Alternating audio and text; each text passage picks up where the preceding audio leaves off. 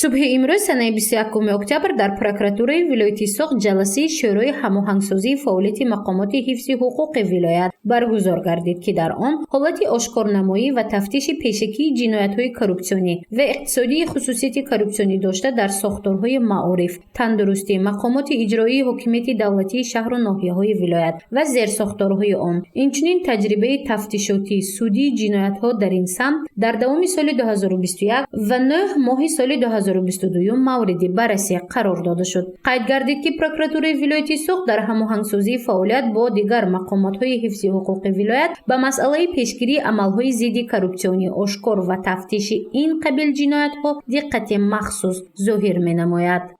Коррупсия зуҳуроти номатлубест, ки эътимоди мардумро ба давлат коста гардонда, обрӯву эътибори онро коҳиш медиҳад.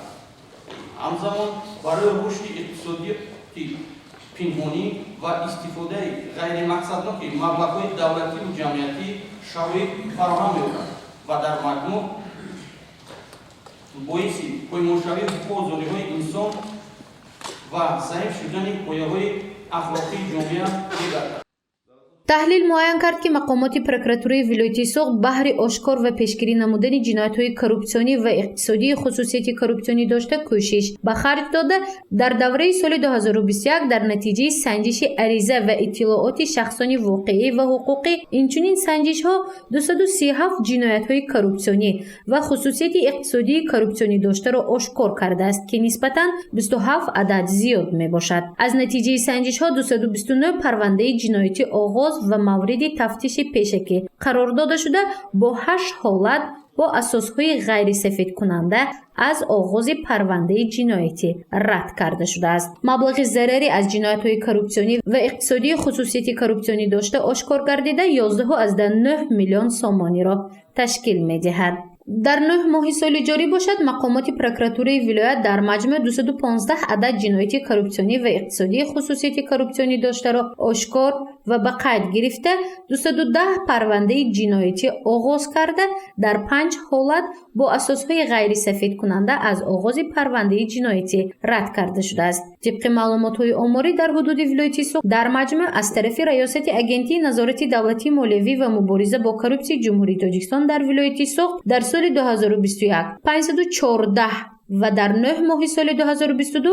531 ҷинояти коррупсионӣ ва иқтисодии хусусияти коррупсионӣ дошта ба қайд гирифта шудааст. Маблағи зарари аз ҷиноятҳои коррупсионӣ ва иқтисодии коррупсионӣ ошкор гардида 11,9 миллион 258 ҳазор доллари Иёлоти Муттаҳидаи Амрико ва 52 миллион рубли Федератсияи Россияро ташкил дода, тарафи тафтишот 55 миллион сомонӣ 42 ҳазор доллари Иёлоти Муттаҳидаи Амрико ва 51 миллион рубли Федератсияи Россия барпор карда шудааст.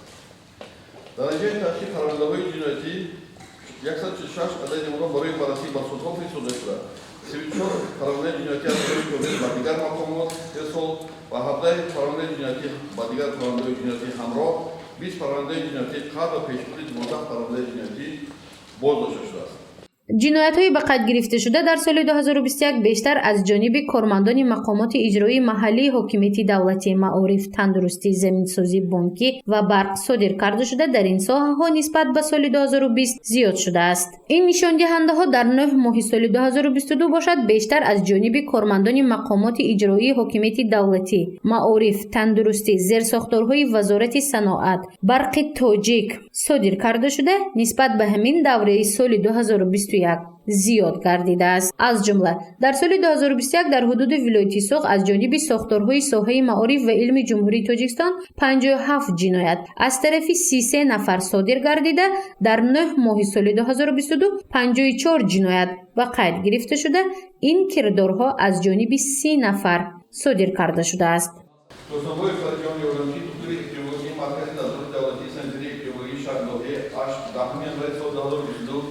ҳангоми адои вазифа дар гузаргоҳи сарадӣ намудиёти ноҳияи аз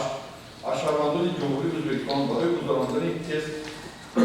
аз бемории коронавирус девохтан ҷиҳтон бошад, талоби сози кара маблағҳои худи гирифтааст.